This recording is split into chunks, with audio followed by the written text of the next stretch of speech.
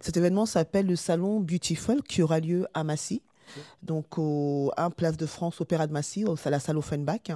Donc là, on parle, surtout quand le sujet parle de l'entrepreneuriat, donc c'est pour ça que nous, on est là. Aujourd'hui, donc on a certaines de nos exposantes qui sont présentes ici, dans cette émission, quoi. Voilà. Avec mon frère, disons-nous les choses. Une émission que je suis régulièrement. Je suis de tout cœur avec lui, je te soutiens et je te souhaite le meilleur pour la suite. On est ensemble. Ensemble pour la campagne de levée de fonds. Yes. On va les avoir. Ouais. On aime bien, mais il faut payer. Ah oui, 15 On est là, on va mettre un petit peu.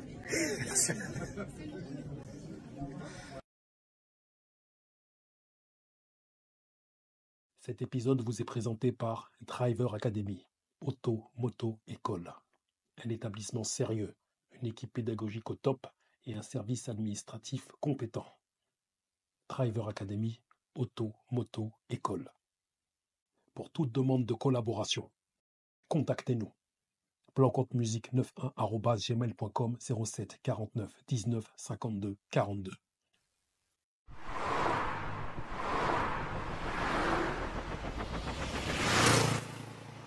Les bails, les airs, jump, on dit mogo, pas mogo, on dit floco, pas floco, disons-nous les choses. Aujourd'hui, je suis entouré, sacrément entouré, par des femmes, des vraies femmes.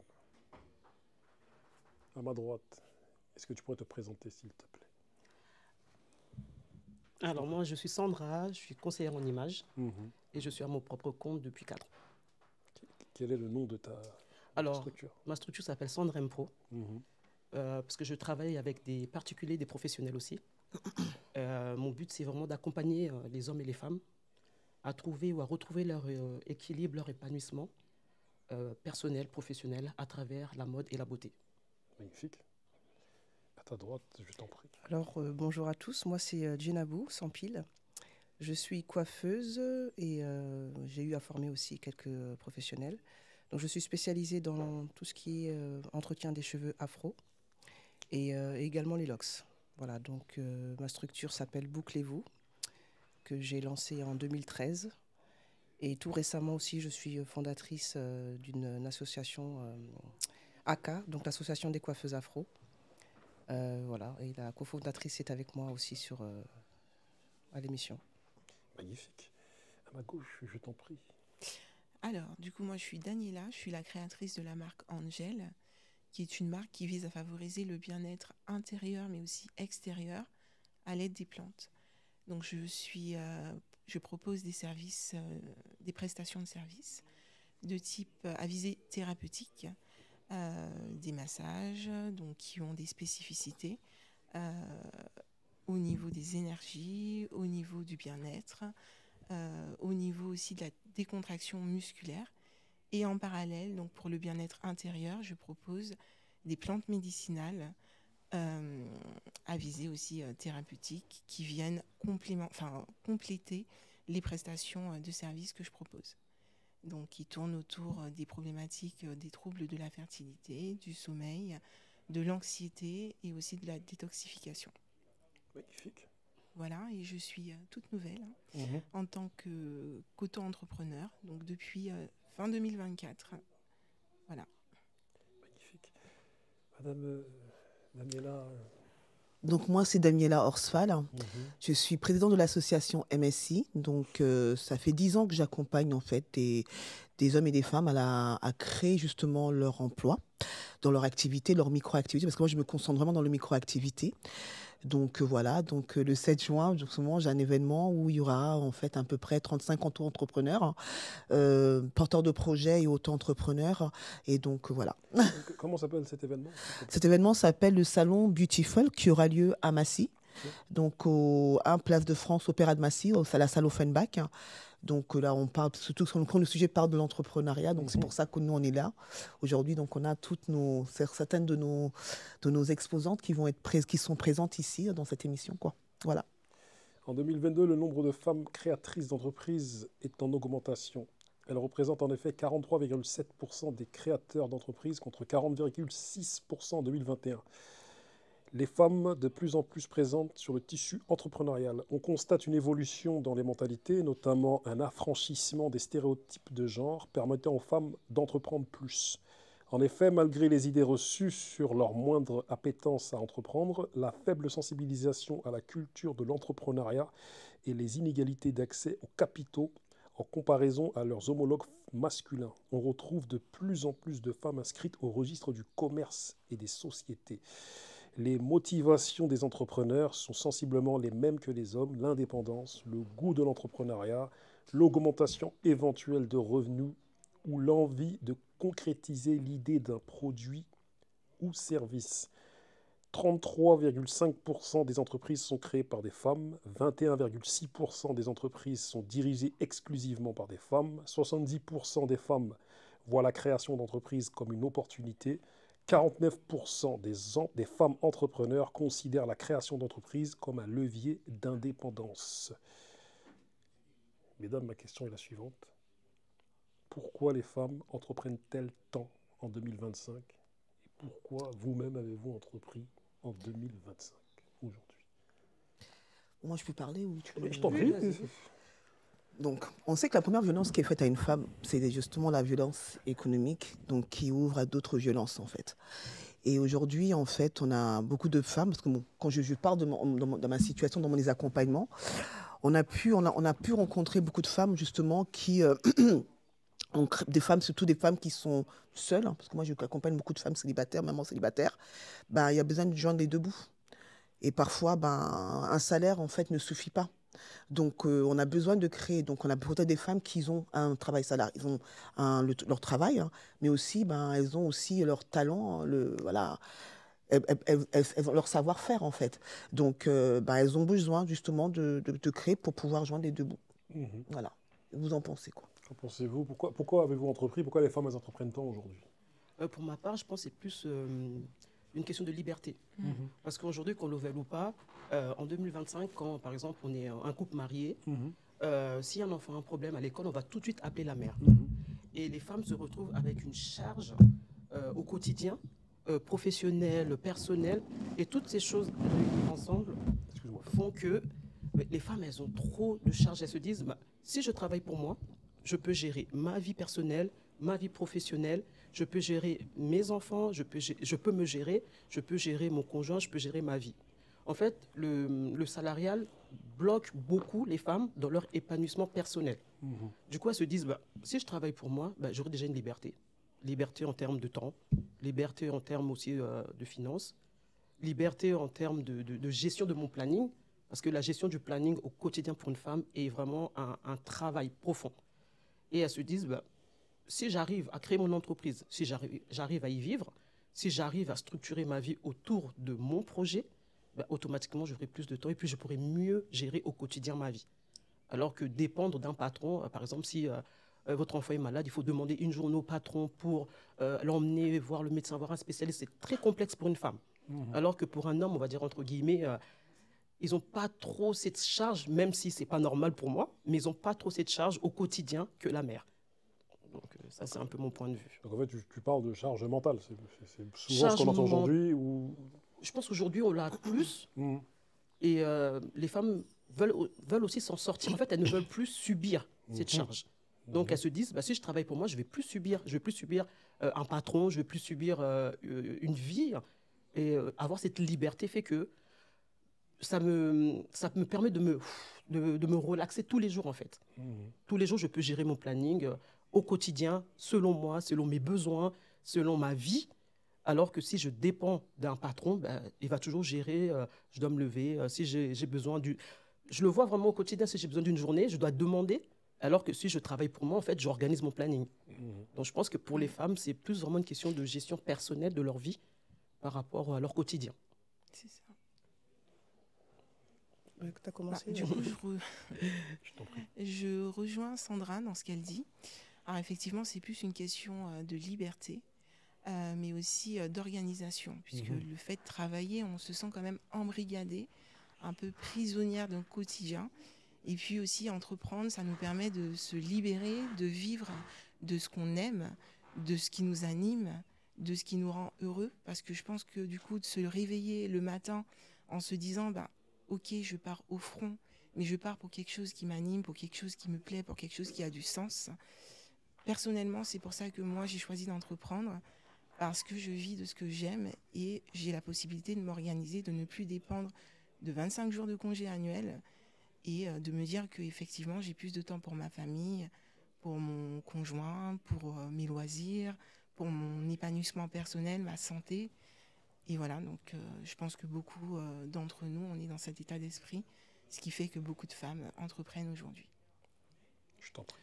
Oui, donc question de liberté aussi. Donc moi, en ce qui me concerne, j'étais salariée dans un salon de coiffure. Et voilà, bon, la coiffure, on sait ce que c'est, hein, la station debout de longues heures, l'âge n'aidant pas. Donc j'ai préféré en fait arrêter. Mais enfin, de continuer en tout cas les spécialités que je faisais au salon, mais de le faire à mon rythme en fait. Et en plus de ça, c'est vrai qu'il y a aussi bon, l'état de... J'ai un enfant qui est malade. Du coup, c'était beaucoup plus simple aussi de travailler de cette manière-là. Mais vous êtes des femmes. Aujourd'hui, on parle d'être racisées, mais moi, je vous appelle des femmes noires.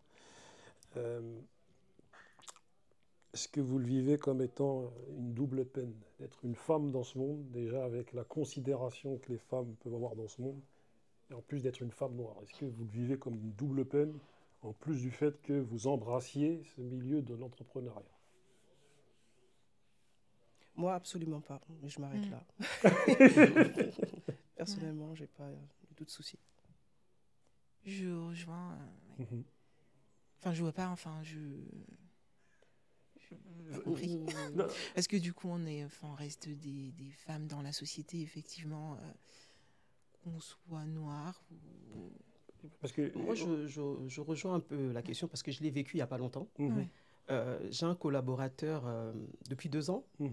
Et depuis qu'on collabore, je fais ma part de travail. Et il n'y a pas longtemps, il a fait intégrer une nouvelle personne dans sa structure.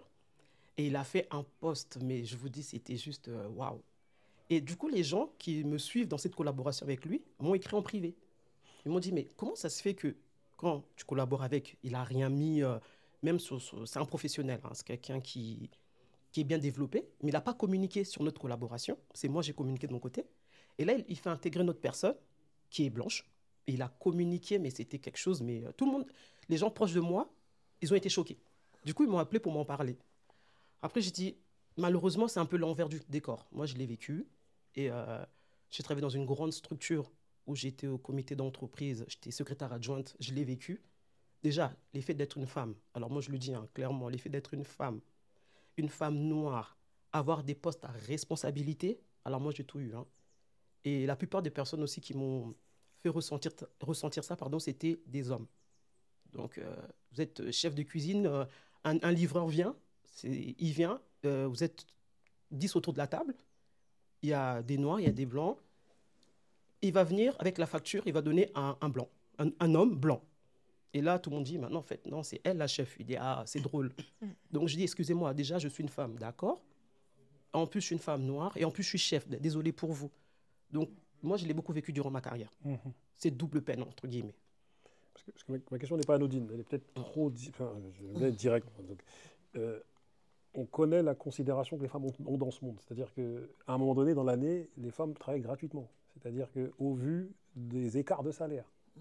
C'est-à-dire qu'au même poste, à responsabilité, les femmes ne touchent pas le même salaire. C'est toujours de vigueur aujourd'hui, d'actualité. On sait que au Moyen-Âge, carrément en Europe, on disait que les femmes, elles n'avaient pas d'âme. C'était l'incarnation du diable. C'est ça qui se disait en Europe à l'époque.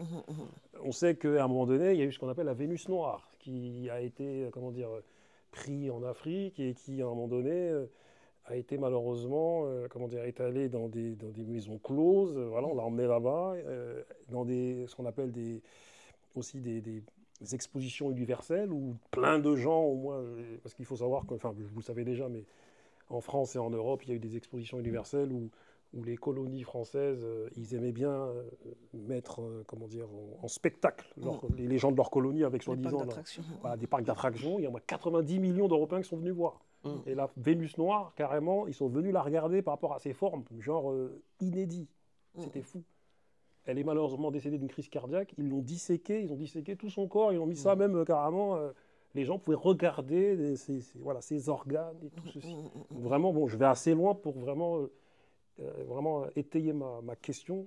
C'est pour ça que ma question n'est pas anodine, dans le sens où, quand je parle de double peine, c'est vraiment rien que le fait d'être une femme dans ce monde, avec la considération dans ce monde dirigé par malheureusement une portion d'hommes misogynes qui est en mode c'est nous qui contrôlons le monde et on fait ce qu'on veut et on vous donne l'image que nous voulons de vous. Est-ce que c'est pas compliqué en plus après d'entrer dans le milieu de l'entrepreneuriat qui en plus dans lequel il y a pas mal d'hommes aussi? Bon, les femmes, c'est des battantes. Hein. On est des battantes, donc c'est vrai que c'est double peine. On est des humains en fait. Tout le monde passe par des moments, des choses difficiles. Hein. Et c'est vrai que comme tu as dit tout à l'heure, il y a parfois du racisme, c'est ça? Du racisme.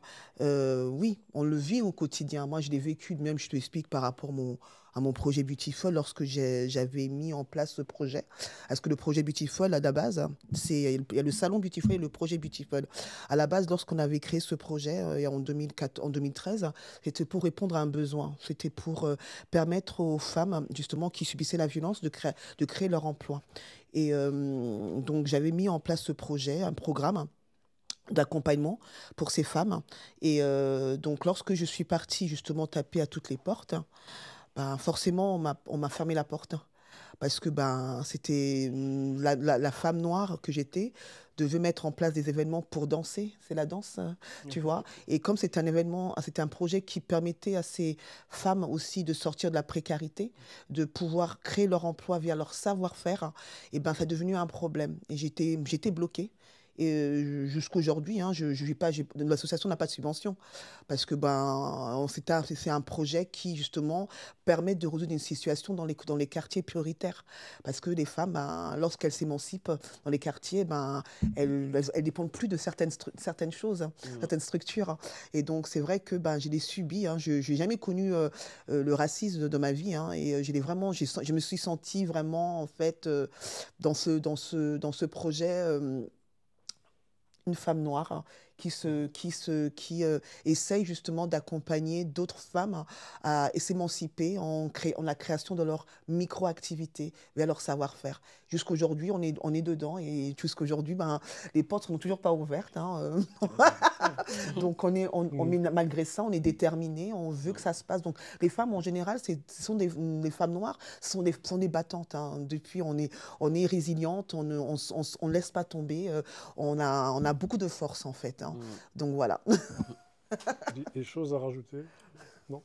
Des choses à rajouter. Depuis des décennies, dans les quartiers, aux abords des gares, on observe, dans les quartiers même, on observe un certain nombre de femmes africaines, souvent des mamans africaines qui vendent des glaces à l'eau, du bissap, du tchèb. Depuis quelques années, des brochettes même, notamment à la gare de Grigny. Et carrément, il y a... On marchait aussi maïs. Voilà, du maïs aussi, exactement, c'est ça. Ces femmes en question, les considérez-vous comme des grandes entrepreneuses? Ah oui, bien sûr. Ah bien sûr. C'est même elles. Les moi, pionnières. Les pionnières. Parce que moi-même, en fait, j'ai vu des mamans en fait à Massy, au marché de Massy. Elles sont courageuses. Elles viennent avec leurs chaises, elles viennent de loin, elles sont assises, elles te vendent elles sont là jusqu'au bout. Et ça c'est les vraies entrepreneuses. Ça, c'est les vraies entrepreneuses. C'est même de elles-mêmes. C'est ce public-là en fait que je vise aussi. Parce que j'en vois beaucoup de mamans qui nous montrent l'exemple aussi de l'entrepreneuriat, le courage. Parce que te lever le matin, prendre le bus avec du maïs là, tous les matins, t'asseoir là-bas, là, c'est chaud. En fait, à ces mamans-là, ce qui manque, c'est la structure. C'est la structure. C'est le cadre. Donc, elles font ça à leur niveau. Ouais. Mais le but, c'est vraiment de les faire sortir de là, de leur montrer qu'on peut professionnalisé ça. Exactement. Au lieu de faire ça à la sauvette, on peut le professionnaliser. Et parfois, elles ont du mal. C'est ça, en fait, le travail, c'est que parfois, ces femmes-là, elles ont du mal à passer de l'informel au formel. Parce qu'encore une fois, il y a ce blocage, en fait, qu'est-ce que qu'est-ce qui va m'arriver lorsque je vais tout déclarer, lorsque je vais... Donc, c'est ça que nous, la MSI, on fait. On travaille vraiment la préparation mentale à entreprendre et ça prend du temps. Ça prend du temps. Il y en a certains, même récemment, il y en a une qui vient juste de créer son emploi. Il y a d'autres mamans aussi qui ont fait le pas, mais... On leur dit que si vous voulez évoluer pour plus être en danger, bah c'est bien pour avoir des salaires réguliers, être suivi, il faut vous structurer. Mais elles ne veulent pas ça. Hein. Mais après, maintenant, c'est vrai qu'elles ont leur organisation aussi. La dernière fois, je ne sais pas si tu as participé au marché oriental hein, il y a eu beaucoup de mamans, en fait. Alors là, laisse tomber, elles ont tout déchiré. Tu vois, elles ont tout déchiré. Elles étaient là, elles étaient en famille, mais on voyait bien, en fait, comment ça fonctionnait. Hein. Donc, elles fonctionnent très, très bien. Mais c'est vrai que si maintenant, pour nous, en fait, lorsqu'on parle de structuration, c'est si tu veux maintenant que ton business se développe. Tu as besoin justement de venir au formel, sinon tu ne peux pas toujours rester à l'informel. Tu vois, c'est ça aussi. Voilà. Mais même quelles sont leurs craintes, justement Leurs craintes, c'est l'État, les tasses, les paperasses, parce qu'il y a beaucoup de choses à faire. Tu vois, et puis après, la plupart aussi ne parlent pas la langue. Qui ne parlent pas bien, ils parlent pas bien la langue, ils parlent pas bien, ils savent pas lire. Donc il y en a beaucoup en fait comme ça qui ont peur de tout ce côté paperasse et après aussi être scruté par l'État. La peur de prendre les aides. Moi, je prends mon exemple. Hein, tu vois, c'est en tant que dans l'association, lorsque j'ai mis le salon Beautiful, deuxième événement, on voulait tout changer. Quand j'ai commencé à vouloir intégrer de l'aide, les départements, tout le monde m'avait repéré parce que mon premier événement, j'ai eu 100 exposants. 100 exposants à Massy, les gens m'ont dit mais comment elle a fait tout le monde, toute l'Île-de-France était là. C'est-à-dire que moi, j'étais passionnée par ça. Je voulais que les femmes... Donc, à premier événement, j'avais à peu près 100 exposants de toute Île-de-France, toute origine, Et donc, on m'a dit, mais comment elle a fait? J'ai dit, mais j'ai fait du terrain. Tu vois, c'est ça le terrain. Je suis partie voir les gens, je suis partie parler. Et en fait... Je ne sais plus où j'étais. Tu es parti les chercher. Ils ont pris ton projet, en gros. Mon projet, en fait, on voulait le changer. On voulait changer le projet, dire que voilà, ça doit être comme ça, comme ça. Je dis, écoute, je ne veux pas mon âme. Hein. Parce que ça dérangeait. Voilà, et j'ai dit que je ne veux pas. Et puis, on m'a demandé de faire ci, de faire ça. J'ai dit, c'est quoi? Je ne demande plus de subventions. J'ai commencé à être indépendant.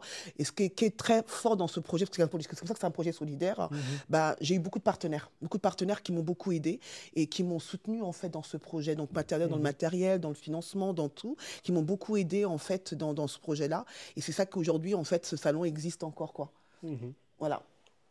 Du coup, est-ce que vous avez des choses à rajouter sur ces femmes que nous voyons? Non, des fois, elles sont en mode survie, très souvent. C'est ça, donc du coup, le côté entrepreneurial tel que nous, on l'entend, ça leur passe au-dessus, quoi, tu vois. C'est surtout en mode survie, gagner un petit peu au jour le jour, quoi. Au jour le jour, c'est pas la même. Oui, c'est ça. C'est pas les mêmes attentes. Oui, c'est pas les mêmes attentes. Tu vas voir, par exemple, des femmes. Il n'y a pas de marketing. Il y a beaucoup de femmes, en fait, qui, par exemple, ils ont un salaire et puis ils sont mères célibataires. Ils ont besoin justement de joindre les deux bouts. Et donc, c'est là où ça vient, en fait, où ils commencent à faire ils commencent à créer une activité à côté, comme la coiffure, comme le culinaire, comme, tu vois, c'est la micro-activité qu'ils mettent en place. Et c'est vrai que nous, le travail qu'on veut faire, c'est vraiment que ça soit vraiment, en fait, ça devienne leur entreprise. Parce que les micro-activistes, c'est une entreprise, en fait, informelle. Mais vous-même, je t'en prie, vas-y. Non, je rebondissais à ce qu'elle venait de dire. C'est vrai que beaucoup sont vraiment en mode survie. Ouais. Je fais ça. J'ai une situation, je suis seule avec mes enfants, je dois nourrir mes enfants. Au jour le jour, ce que je gagne ne me suffit pas. Je dois aller faire quelque chose, je dois vendre des brochettes. Je vais vendre peut-être une soirée de brochettes, ça va me faire 200 €, mais c'est 200 €, je peux acheter à manger en plus, je peux acheter une paire de baskets à mon fils. Donc la plupart de ces femmes-là sont vraiment en mode survie. Mais vous-même, clairement, pourquoi vous avez décidé d'entreprendre? C'est quoi? C'est le manque d'argent? C'est ce besoin d'indépendance? Ce besoin de créer, dans une dynamique de création? Pour ma part, c'est vraiment le besoin d'indépendance. J'ai travaillé 16 ans dans un groupe et ça se passait très bien. Hein. Vraiment, je me suis séparé d'eux d'un commun accord, il ne s'est rien passé. Mais à un moment donné, j'ai dit non, quelqu'un gère mon planning, c'est juste pas possible. J'ai des projets, j'ai des ambitions, je suis coach en business, parallèlement à mon métier. Je me dis non, en fait, ce que je sais faire, je peux le faire pour moi. Déjà, je disais, je peux travailler 10 heures pour quelqu'un qui me paye. Donc, à plus forte raison, travailler 10 heures pour moi-même. Et à côté de ça, je peux gérer mon planning. Si aujourd'hui, par exemple, je n'ai pas envie de travailler, ben, je ne prends pas de clients. Mais par contre, si la semaine prochaine, j'ai envie de travailler du lundi au dimanche, je travaille. Pour moi, personnellement, c'était vraiment le besoin d'indépendance. Que personne gère mon planning. Oui, non, ce n'est pas une question d'avoir plus d'argent ou quoi, c'est vraiment une question de faire les choses comme je l'entendais, quoi. Vraiment être autonome, quoi, c'est ça. Donc, vraiment, c'est un besoin d'indépendance et... Besoin d'indépendance. Besoin d'indépendance, oui. ok. C'est ça. Pareil. Donc c'est plus un besoin d'indépendance, de pouvoir me sentir libre, hein, comme je l'expliquais tout à l'heure, et puis d'avoir la gestion de mon temps surtout. Après, je ne vais pas mentir également, il y a une question financière aussi derrière. Effectivement, mon salaire ne me convenait pas. Je savais que j'avais des compétences outre et que je pouvais effectivement développer ces compétences pour me permettre d'avoir des ressources qui me conviennent par rapport à mon activité où j'estimais que j'étais assez bridée, notamment au niveau des accompagnements, puisque moi je viens du domaine social, psychosocial, où voilà, je trouve qu'on a des recommandations, on a un agenda qui est géré par une secrétaire. C'est une frustration, c'est anxiogène, et justement le fait de pouvoir gérer moi-même mon quotidien, voilà, c'est ce qui m'anime. Donc, Parce que je relève des choses dans ce que vous me dites, c'est la notion de temps. Et j'ai vraiment cette impression que le temps, pour vous, est précieux. On dit le temps, c'est de l'argent, mais en fait, le temps, c'est... Enfin, on a l'impression d'être c'est la vie. robotisé, quoi. de Enfin, le temps, matin, le on temps, se réveille. Dans le temps, dans le cadre de l'entrepreneuriat, tu veux dire? Ouais, même le qu'on a- temps, j'ai l'impression que même le temps dans ce que vous me dites, dans l'entrepreneuriat ou même dans vos vies, j'ai l'impression que c'est quelque chose que... On prend beaucoup de choses, hein. Voilà, Le fait que temps, vous c'est entrepreniez, précieux. Mais après aussi, on évolue aussi avec l'âge. Ouais. Le raisonnement qu'on a à 20 ans, 30 ans, Tout à fait. quand on commence à avoir 40 ans, je pense qu'on n'a pas le même, Oui, c'est on sûr. n'a pas le même raisonnement. Ben, c'est ça, puis, ça peut même être un piège d'entreprendre quand on prend de l'âge, justement, parce que moi, en tout cas, je lève énormément le pied. Du coup, je fais plus attention aux chiffres, vraiment. Hein. Je fais attention à la santé. Donc, en ce qui me concerne. Moi, c'est vrai que ce qu'elle dit, je reviens sur ce que j'ai dit Jenabou, c'est vrai qu'il faut apprendre, quand on prend de l'âge, on fait attention au bien-être, en fait. Et puis surtout, en fait, à la fondation. Parce qu'aujourd'hui, les jeunes, ils veulent entreprendre, hein, et puis ils vont faire tout vite. Hein. À notre âge, nous, en fait, on veut vraiment mettre les bases, et pour pas dire que... Hein, les racines. Les racines, voilà, les racines, pour que justement, ça soit bien ancré pour pouvoir avancer. Moi, comme tout à l'heure, tu ne m'as pas posé la question, mais je suis encore en salarial. Hein. Okay. Et donc, moi, parce que moi, c'est par... Tu vois, moi, je suis comme toutes ces femmes, en fait, de quartier qui, justement, parfois, on a peur, justement, on entreprend, mais on a besoin de sécurité. Parce que l'entrepreneuriat, il ne faut pas croire, c'est pas, on ne gagne pas de l'argent tout de suite. Quand tu es une femme seule, tu as besoin d'avoir au moins un salaire qui rentre tous les mois, quoi. Et moi, je sais que moi, j'ai 2 garçons, je suis seule depuis, et j'ai dû faire ça, en fait, mon travail salarial, plus en même temps, en fait, dans la création, tout ça. Et c'est pas facile. Voilà, c'est pas facile et on a peur, on peut pas se permettre de dire, voilà, je vais mettre un 100% entrepreneurial parce que qui va payer ton loyer? Si tu n'as pas de chiffres, qui va payer ton loyer? Et plus le stress, en fait, de trouver les clients, toutes ces choses-là, et plus ta vie, en plus, non, c'est terrible. Donc, c'est pour ça que moi aussi, dans ce que je mets en place, je me vois parce que c'est aussi moi. C'est un projet qui me ressemble parce que c'est moi, en fait. Et donc, c'est pour ça que je dis, j'ai vécu ça. Et je sais qu'est-ce qu'il faut mettre en place et comment on peut passer la préparation mentale qu'il faut pour pouvoir, en fait, passer de l'informel au formel. Parce que je suis dedans. En Afrique subsaharienne, près de 25% des femmes en âge de travailler se lancent dans l'entrepreneuriat contre 6% en Europe. Derrière ce chiffre se cachent des situations très diverses, entre économie de subsistance et Startup Nation. En effet, selon le Global Entrepreneurship Monitor, l'Afrique subsaharienne affiche le taux de participation des femmes à l'entrepreneuriat le plus élevé au monde, avec près de 27% des femmes adultes engagées dans des activités entrepreneuriales. Le prochain Mark Zuckerberg sera une femme africaine.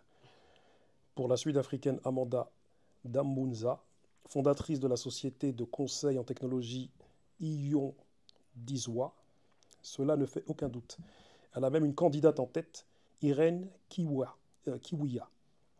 En a tout le potentiel. Cette entrepreneuse tanzanienne à la tête de Frontline Management et Adrian Laps s'est spécialisé dans le conseil et le financement d'entreprises de la scène tech africaine, un secteur en forte croissance. Est-ce que ces profils vous inspirent ou vous pourriez les prendre en exemple? Ces profils de femmes africaines qui entreprennent et qui aujourd'hui sont nombreuses en Afrique. Bien sûr. Non, bien sûr. Après, moi, personnellement, je ne connais pas, mais de la lecture, là, oui, c'est des femmes qui entreprennent. En Afrique, pour moi, je pense que c'est plus facile d'entreprendre. En termes de loi, en termes d'administratif, moi, j'ai ma mère et des tantes qui ont des business en Afrique. Je vois mes difficultés ici par rapport à eux, mais ça n'a absolument rien à voir. Ici, en Europe, je trouve que c'est entre l'administration, des paperasses, des papiers, il faut payer et tout. Alors qu'en Afrique, je ne sais pas, mais moi, j'ai vu des gens qui me disent avec 100 $, je lance mon business. Et le business ne se développe pas de la même manière qu'ici. Je pense que sur les deux continents, le business ne se fait pas de la même manière. Donc après, des parcours inspirants, c'est toujours... c'est motivant.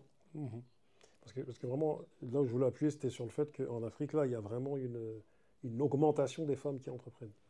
Après, est-ce qu'elles ont le choix, ces femmes? On est dans un pays qui est sous-développé, où on n'a pas le choix en fait de se battre pour y arriver, en tant que femme surtout. Surtout s'il y a des femmes qui sont plutôt avec l'esprit d'indépendante, pas dépendante de l'homme. On est plus dans cette sphère-là actuellement. Je pense qu'elles n'ont pas le choix. On est dans un pays d'assistanat ici, où il existe énormément d'aides. Ce qui facilite moins l'envie d'entreprendre, puisque du coup, certaines personnes dépendent de cette aide qu'elles ne veulent pas perdre. En Afrique, on n'a pas le choix. Il faut se battre pour y arriver. Ça, c'est mon état d'esprit. Et ça a toujours été le cas aussi, je pense. Puis la nuit des temps, la femme africaine a toujours porté la société de manière générale.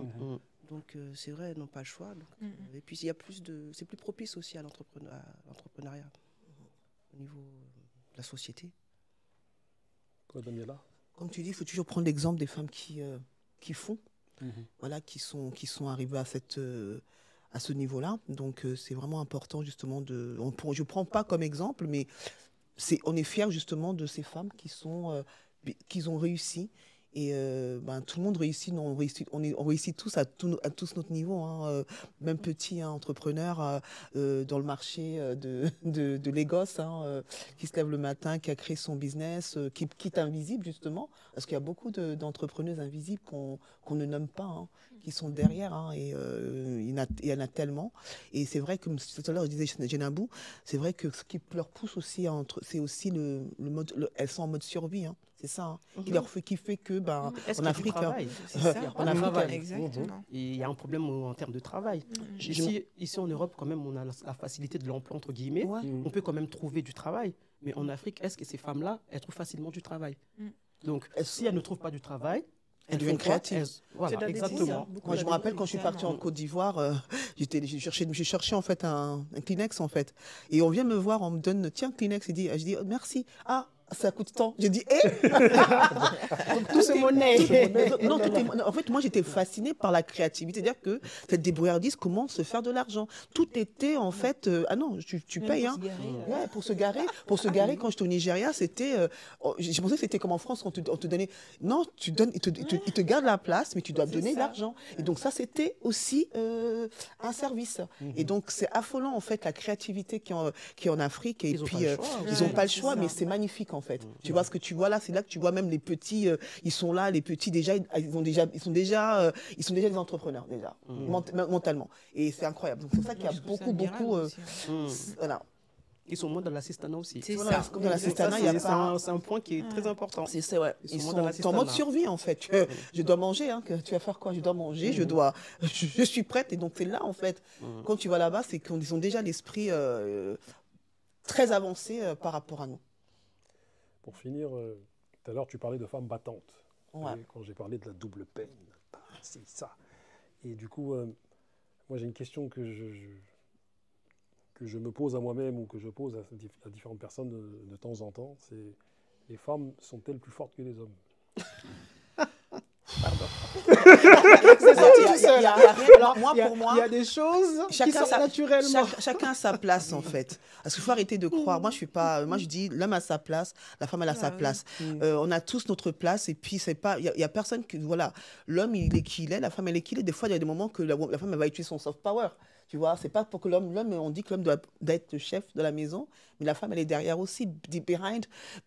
Derrière un homme à succès, il y a toujours une femme. On se complète. On se complète, en fait. Il n'y a pas plus fort que l'autre où on doit être. Non, il n'y a pas d'égalité. L'homme et la femme, ils ne sont pas pareils, en fait. Tu comprends? On n'est pas pareil, on n'a pas la même force. Pourquoi on ne court pas dans la même cour, alors? Est-ce que tu fais des bébés, toi? Non, je pense que chacun doit avoir sa place. Hein, et il y a de la place pour les deux. En fait, quand même dans un couple, hein, l'homme a sa place, la femme a sa place. Hein.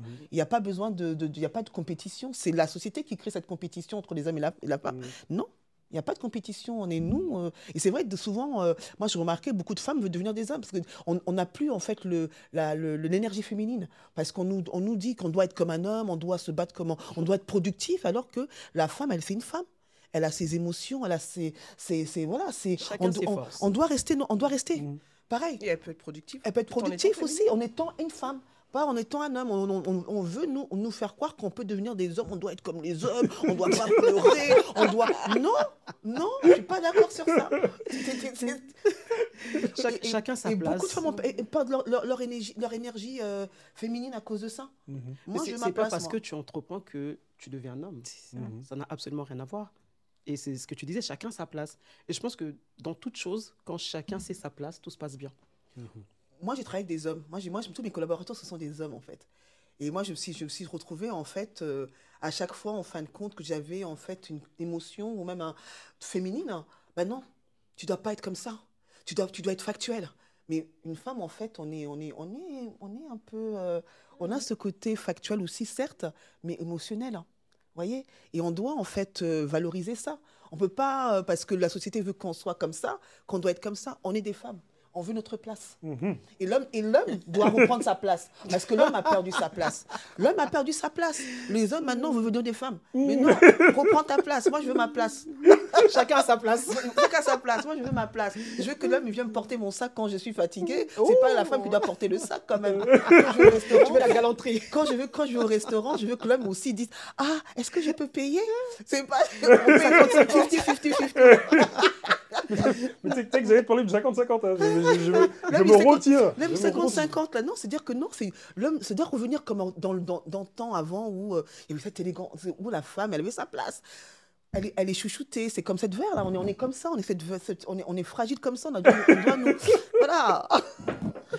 Mais tout le monde n'est pas d'accord avec toi.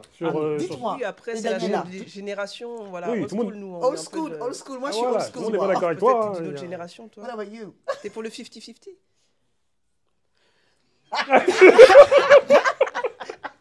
La vérité. Alors, je suis pas contre, mais ça dépend. Je vais au restaurant, je suis pas pour le 50-50. Non, tu prends tout, tu prends rien. Ouais, donc je suis vraiment mitigée. Je sais pas si je suis la bonne référence pour pouvoir parler de ce 50-50. Mais je pense qu'il y a une égalité, en fait, dans un couple, entre l'homme et la femme plutôt. On doit s'entraider. Du coup, je suis d'accord pour l'entraide, mais effectivement, ça dépend vraiment des situations. Moi, par exemple, voilà, on sort, l'homme, il a quand même... il n'est pas supérieur à la femme. On a chacun notre rôle, hein, donc le rôle de femme, le rôle d'homme. Mais ça reste un homme. Ça reste un homme avec sa galanterie, avec sa bienveillance. Et j'estime que voilà, il doit montrer ses talents. On apprécie toujours. On apprécie, quoi. On est comme une rose qui doit être nourrie. Voilà, exactement. Après, si moi je peux, moi je travaille avec beaucoup de jeunes et même dans le coaching en business. Et dans ce qui concerne le couple, moi je pars du principe que chaque couple s'organise comme ça leur convient. Oui, bien sûr. Chaque couple, parce que tout à l'heure tu disais, on fait un peu partie de l'ancienne génération, entre guillemets, on a plus de 40. Moins. Bon, 3 quarantenaires. 3 Non, plus de quarantenaires. moi, plus que vous. Hein. Bon, on va arrêter à 40. On s'arrête à C'est 40, pour mais dire chut, que hein. moi, je coach une génération où, dans leur organisation, ça leur convient. Il faut que nous aussi, on fasse attention à ça. Si moi, j'aime la galanterie, si ma petite sœur, par exemple, n'aime pas la galanterie, je ne vais pas l'imposer ma façon de voir.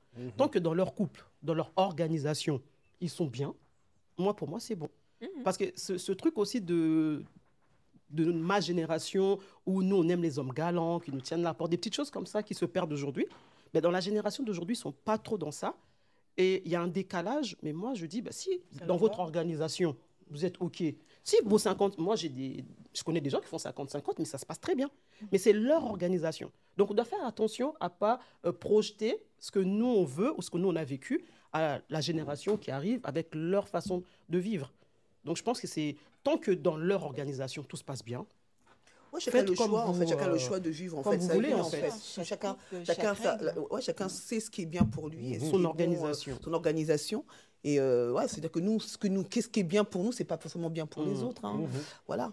Et c'est vrai que ça nous manque un peu ce côté. C'est une question de génération. côté, Nous, on tient ça parce que c'est notre génération. Où l'homme était l'homme et la femme était la femme. Bon, non. Où l'homme était l'homme. Voilà, parce que moi, je dis que la femme, maintenant, elle a changé, elle est plus indépendante. Il y a des femmes aussi qui veulent être des hommes. Hein. Il y a aussi des femmes aujourd'hui qui veulent être des hommes, qui prennent ce... Oui, mais justement, parce que moi, je sais qu'en fait, nous, en fait, la société veut qu'on soit comme des hommes.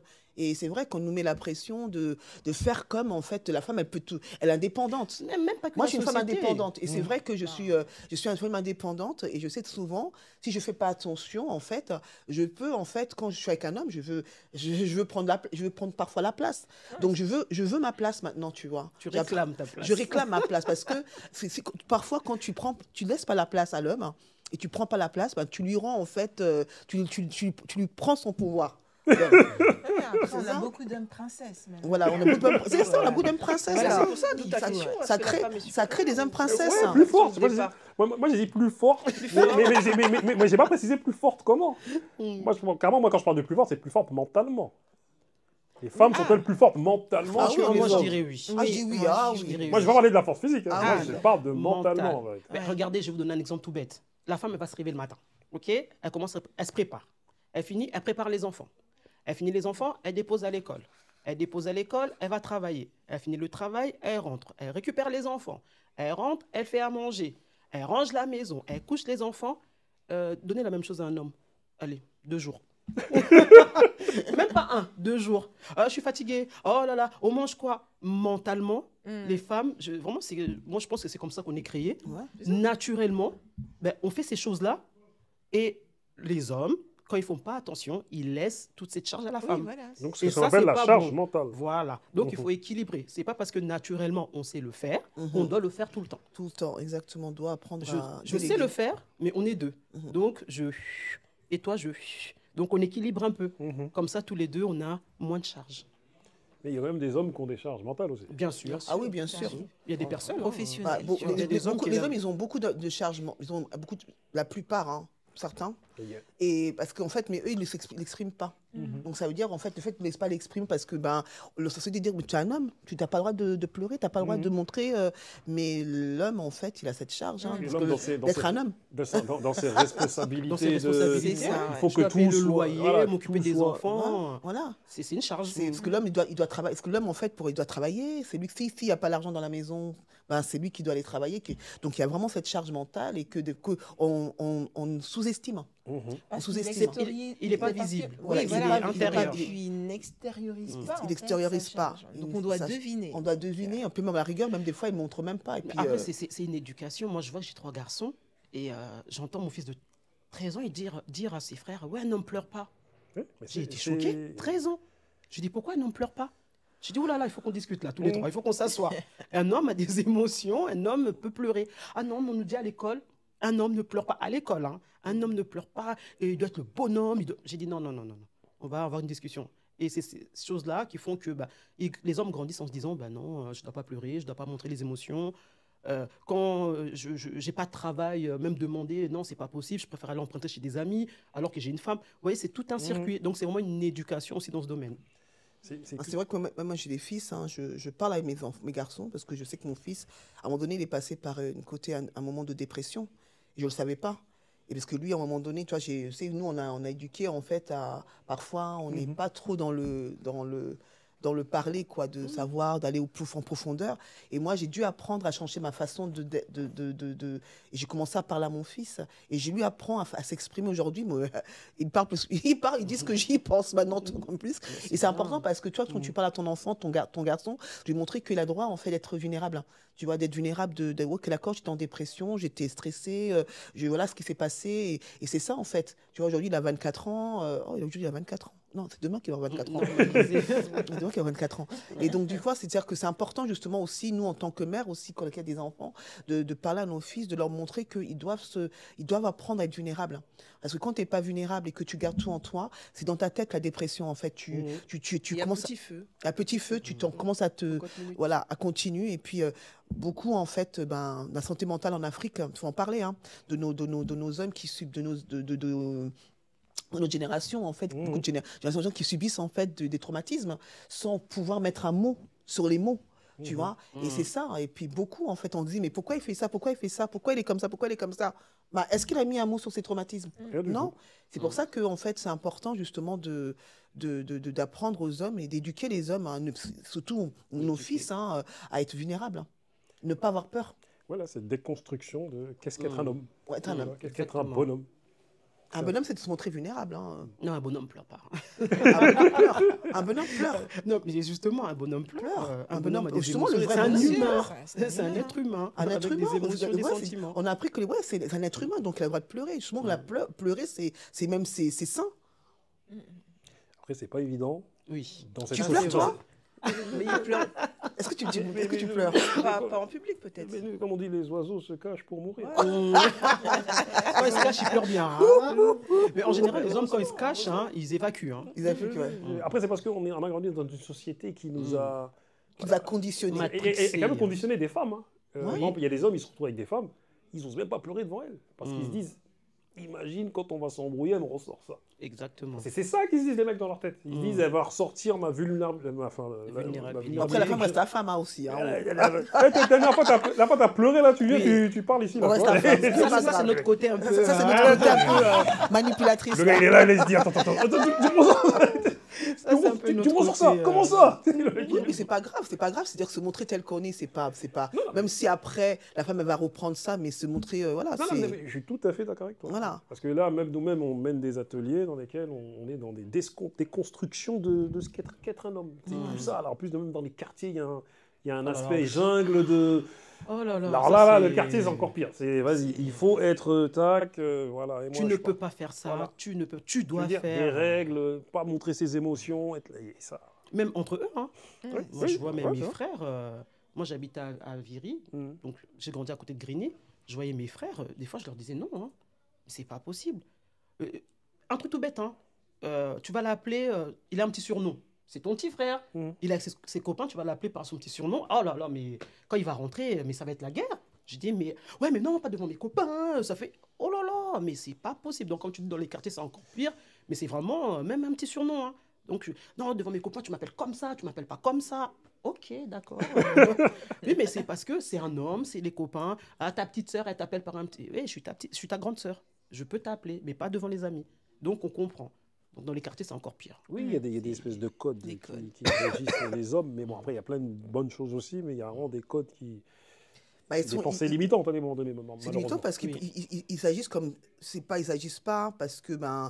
Ils portent tous un sorte de masque, en fait, parce que je connais plein de jeunes qui sont vraiment, quand tu les prends individuellement, ils sont adorables. Quand tu leur prends vraiment individuellement, tu vois vraiment leur sensibilité, tu es là, et quand ils sont en fait en mode, alors là, laisse tomber. C'est tous des caïds. C'est même pas là, c'est-à-dire quand tu vois un autre visage, tu vois, et puis et ces jeunes-là, il faut vraiment les prendre en individuel, et puis c'est vrai que beaucoup parler, communiquer, parce que même si ils te montrent qu'ils sont durs, mais quand tu leur parles, en fait, le message, ça rend... Il faut toujours planter la graine. Moi, je parle du... C'est vrai que tu penses qu'ils n'ont pas reçu le message, mais tu as planté une graine déjà. Après, ils vont te dire, la dernière fois, tu m'as parlé de ça la dernière fois et tout, ils vont réfléchir. Donc, il faut toujours, même, c'est-à-dire que comme je connais beaucoup de personnes qui font du terrain dans les quartiers. Et ils disent, oh, j'en ai marre et tout, les jeunes, ils n'écoutent pas. Mais il faut arrêter de croire qu'ils n'écoutent pas. Ils écoutent. Il faut continuer à planter la graine. Planter la graine, continuer à les parler dans les oreilles, même dans les oreilles 4000 fois. La graine, elle est rentrée, et puis t'inquiète pas, quand ils vont rentrer chez eux, ils vont méditer. C'est pas quand ça rentre, ça ne sort pas là. Hein. Arrêtez de croire ça. C'est ça. En tout cas, sur ces mots, mesdames, j'ai été vraiment heureux de converser avec vous. Merci beaucoup. Plaisir partagé. Merci pour l'invitation. Il y aura un prochain épisode que j'ai appelé... Enfin, j'ai un projet qui s'appelle « Parle avec tes sœurs ». Oui, mais on a parlé de ça, on va faire ça. C'était. Et en fait, voilà, est-ce que les grandes sœurs parlent assez avec leurs petites sœurs? Ouais, quand je parle de grandes sœurs, c'est pas forcément grandes sœurs de sang. Je parle vraiment de femmes de différentes générations. Se parlent-elles assez? En fait, ça veut dire en fait, c'est par exemple, on a les grands frères du quartier, des grandes frères, on sait que voilà. Mais est-ce qu'il y a vraiment des grandes sœurs? Parce que c'est vrai. Elles sont là, mais elles sont là. C'est pas forcément le même. C'est pas le même échange que. C'est ça. Voilà. Nous, on le fait dans le cadre de notre association. J'ai une association qui s'appelle Solutions et on a un pôle des femmes. Et dans le pôle, on a les femmes de plus de 50 ans, les femmes de plus de. On fait 40-50, on fait 30-40 et on a en dessous. Et on fait des débats intergénérationnels. Et je trouve ça super intéressant. Et même l'association, ça va faire 10 ans qu'on est sur le Paris 13. On voit l'évolution. On voit les jeunes filles qui sont venues, qui avaient 18 ans à l'assaut, aujourd'hui qui ont 30 ans. Et elles, aujourd'hui, parlent à des jeunes. Et je pense que c'est un projet qui est très intéressant. C'est une émission qu'il veut faire. Hein. C'est une émission, en tout cas, c'est très intéressant. C'est intéressant justement de mettre en place. C'était bien pour toi? T'as beaucoup aimé? Bien sûr, oui, je vous ai bu. On fait une photo après ensemble. Voilà, je vous ai bu. Merci à vous. On n'était pas au compte du sujet. Hein, c'est ça. Avec mon frère, disons-nous les choses. Une émission que je suis régulièrement. Je suis de tout cœur avec lui, je te soutiens et je te souhaite le meilleur pour la suite. On est ensemble. Ensemble pour la campagne de levée de fonds. Yes. On va les avoir. Ouais, on aime bien, mais il faut payer. Ah oui, 15 On est là, on va mettre un petit peu. Merci.